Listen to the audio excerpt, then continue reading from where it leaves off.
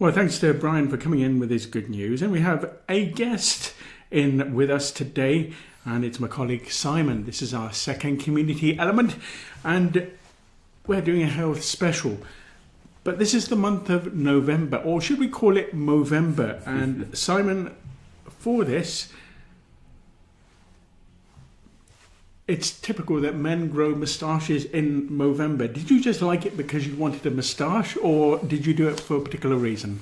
Well, I've heard of Movember for a few years now, but didn't really know anything about it, and just thought this year I'd have a little look into what Movember is about, and the fact that it is, of course, about men's different cancers, mental well-being, mental health, but also to illustrate it, literally grow a moustache.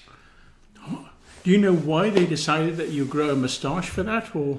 To be honest, I have no idea, but that's something that any listeners could look into online, certainly through the Movember Foundation website.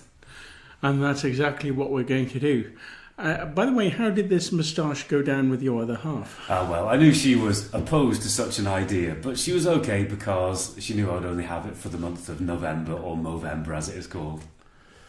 Now, out of all the moustaches you could have grown, you chose to grow a handlebar moustache. Why was that? Well, to be honest with you, the first thought was the 1960s or 70s detective series, which I never watched because I was too young, called Jason King.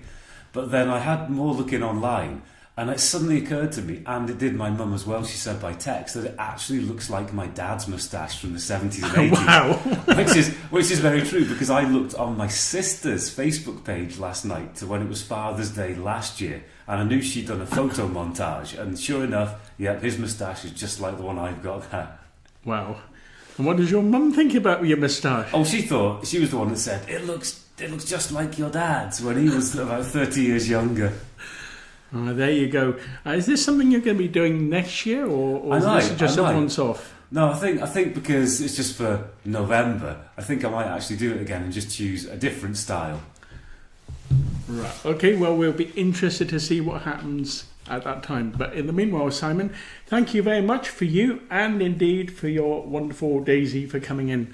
Daisy is Simon's ranger dog, and Simon has actually been out getting some exercise, which is all very important, but much more than that. He's been doing the coastal footpath, which is part of Aberdeen's footpath network, and one of our sites, in fact, that we do as the Countryside Ranger Service. So what was it like out there today, and what did you see? It was breezy but very sunny, so actually quite pleasant, especially with the wind at my back walking from Cove through to the new harbour works.